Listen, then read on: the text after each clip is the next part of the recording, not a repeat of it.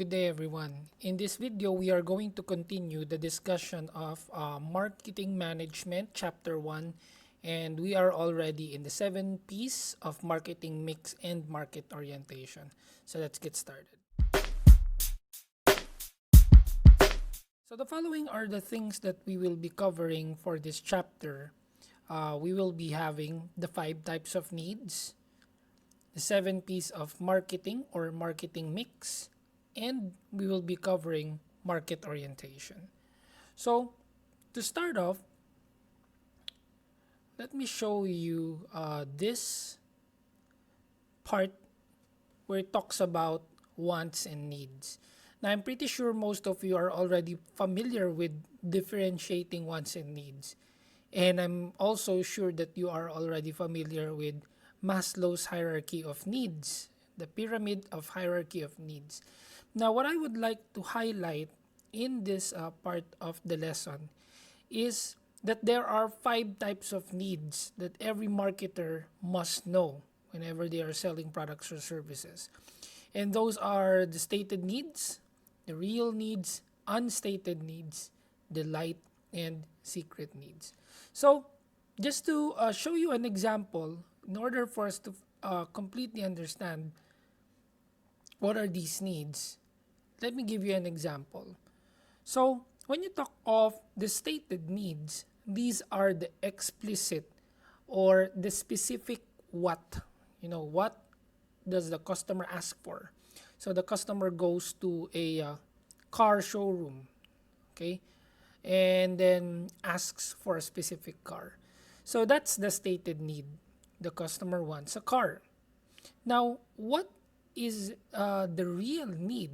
When you talk of the real need, what needs are what does the customer really need?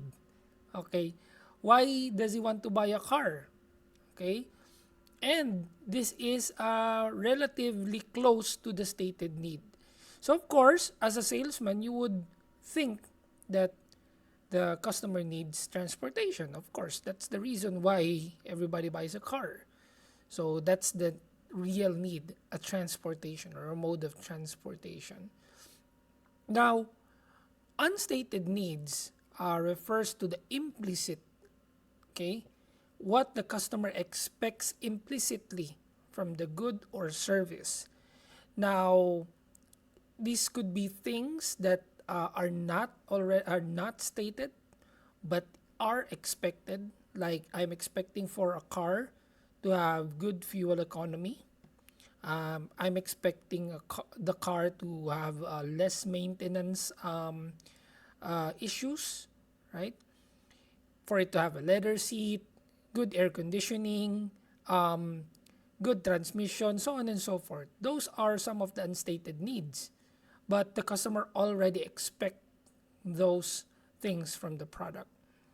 And then when you talk of the delight needs, these are things that could be how should we say this? This could be extra or going beyond what the customer really needs. Like, let's say the salesman offers a toolkit, a free toolkit, set of tools. So of course, the customer will be delighted because it comes for free. The customer did not expect it. But as a marketer or as a salesperson, that if you are going to give this to your customer, they will be delighted. So that's a delight need. And finally, what are secret needs?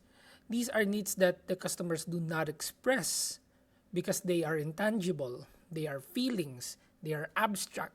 Like, for example, the secret need here is that the person wants to impress someone, right?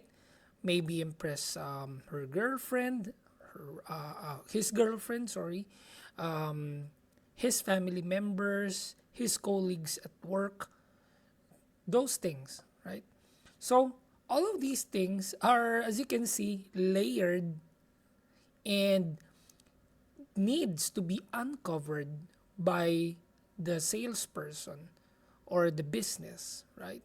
Otherwise, if you do not know what are these needs, The salesman might just focus on the car, the specs of the car, not thoroughly understanding that the customer wanted to impress someone, maybe the touch of the color of the car would play a factor, um, and all other things. So these elements must be carefully considered by the business and train their salespeople well in order to uncover those things, even without asking them directly from the customers. So now let's go to our marketing mix. So we all know that traditionally there were only 4 P's of marketing, but it continuously evolves because, as you can see, everything is changing even nowadays. So it has evolved from people, price, product, and promotion, now involving people, product, price, place, and then now it has physical environment, the process, and even the promotions. So going back, when you look at the 7 P's of marketing in itself, it has additional sections as well, or subcategories. Like for a product, it involves the design, the technology, the value, the branding, the warranty. Now for the price, there could be strategies for price. Are we going to price it high or low? Are we going to be the loss leader, cost effective, so on and so forth? For promotion, what type of promotion are we going to use? Are we going to use purely online? Are we going to use brochures? Are we going to use advertisements? Have a brand ambassador, something like that. For place, where are we going to sell our product? Do we have a website? Are we going to sell it directly? Are there going to be channels, so on and so forth? Now, for people, who are we looking at when we are hiring? Are we hiring experienced people? Do we want new, young people because they tend to be more creative than the older ones? What's going to be our salary for them? And then physical evidence. It involves the sales staff, the contact experience, the look and the feel, the ambience of the store, the ambience of the product, the packaging of the product, so on and so forth. And then finally, the process, it involves things like the support for the product, like repairs, replacement, what goes into researching in the development of the product, how are we going to deliver it, are we going to be customer focused, so on and so forth. So to give you an example, let's say I would like to conceptualize a product. I must consider all of these 7 P's in marketing to be unique and to be very specific with what product I would like to offer. Like for example, I'm going to name my cell phone as X phone. And this X phone has a very specific feature where it can project the keyboard. So it's going to be called the X phone. The price is just going to be 6,000 pesos because my target would be students, right? I wanted to offer a cell phone that is highly affordable for students. So as for promotion, I could do a tie-up with schools like DepEd, CHED, and help me promote or help the business promote the product to their students. We are going to make this cell phone student-centered. You know, it will have already Google or G Suite products built in, like slides, sheets, maybe an additional 15 gigabyte of storage on top of another 15, so that the students can store as much files they will be using for school. And then probably a library access so that the students won't have any issues downloading ebooks, so on and so forth. So all of those things must go under promotion. Now, place, where am I going to sell it? We're not going on to the mall, so we're going to cut costs because if we are going to place our product in the mall, it's going to incur additional operational costs for us. But if we are going to promote it in schools specifically, then they would know that this is targeted for students. Now, people would be the students, and of course, subcategory will be the teachers and the parents. Physical evidence, I wanted this to be heavy duty, hip. It must have a very cool packaging so that the students will be enticed or attracted to the product. And then finally, for the process, I want it to be focused to the customers. I wanted to build an online support system wherein the students or consumers can just message the repair and replacement team through Facebook, right? So they don't have to worry about going to malls or going to let's say Green Hills or areas where they could have their cell phones repaired, right? And it will come with a year of warranty for replacement and repairs. So you see, here in my example, I have just generally used the marketing mix. I'm not even very specific with this. But it already gives us an idea how our product is going to be shaped, or for who is our product targeted, you know, who is our audience, who is going to buy the X phone. So that's the use of the marketing mix, or the 7P's of marketing. Now let's go to company orientations. So when you talk of company orientation, these are what you call as the directions, or from the term itself, orientation. Where does the company lean on? What direction does it want to take? And there are actually four types.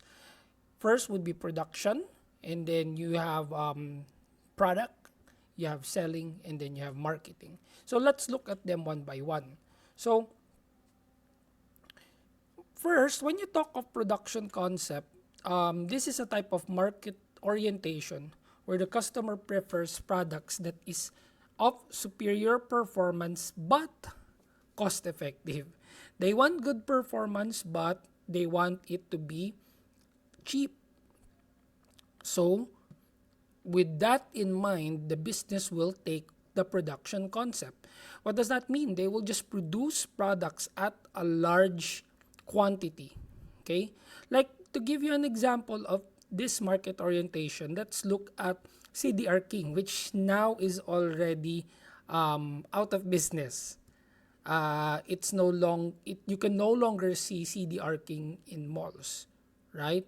Primarily, what killed CDR King is the presence of online platforms, like you have Lazada, you have Shopee, and then you can just purchase your tech needs there.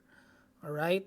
So definitely, those two aforementioned venues have the advantage over CDR King because CDR King rents space, right? Whereas with tech companies or tech supply shops, located in Lazada or Shopee, are cutting in the operational costs. So they don't pay for rental fees, what you call this, light, water, maybe additional internet, or for the personnel, they just would have to ship the product, you know. So that's what you call a production concept. Now, when you talk of selling concept, these are the types of products that you would have to aggressively sell. You would have to push people to buy it. If they are unsought goods, like for example, insurance. I'm involved in the insurance industry. So sometimes I would have to pursue people, you know, help them realize the importance of insurance. Because it's not common for people to want to buy insurance unless somebody offers them that product. So another one would be a life plan, like for example, a St. Peter's Life Memorial Plan, right? A lot of people don't consider buying this unless they are near retirement age or they are already retired, right? So with these products, the agents would have to aggressively sell the product, you know. That's why agents come in for these types of products, because these have to be communicated directly to the consumers. And you don't normally see them as advertisements in television or internet. You know, people just sell them personally. Okay? So that's the selling concept. Now, next would be the product concept. So when you talk of the product concept, we are expecting the product to have high quality. Okay? Which can be sold at the right price but with insufficient attention to what it is that customer really need and want. So for example would be Apple. They are very much focused with high quality products. Like iPhone 12, for example. This is their latest addition to their product offerings. And then finally, we have the marketing concept. So these are the combination of the three aforementioned: product, production, and then selling concept. Now, the marketing concept tries to combine all of them and then achieve that competitive advantage. And in this philosophy is the foundation of consultative selling, wherein they want to know what the customer really needs. They ask the customer. They spend time learning what the customer really wants. Like a perfect example of this would be Google, a technological company who is constantly evolving. And what you can see now, Google has dominated the internet space. Your search engine, your first search engine is Google. Your your phones, most of them competing against Apple or Android phones. And then you also have one of the largest video and streaming services, which is YouTube. All products of Google. Even now, us students and teachers are using G Suite for education. So for these things, the marketing concept has been a successful tactic for Google in order for them to be very successful. So that wraps up chapter 1. And I hope you have learned something from this discussion. As always, feel free to follow me on all of the social media platforms I'm in. With that, thank you so much, and to God be all the glory. See you on the next video.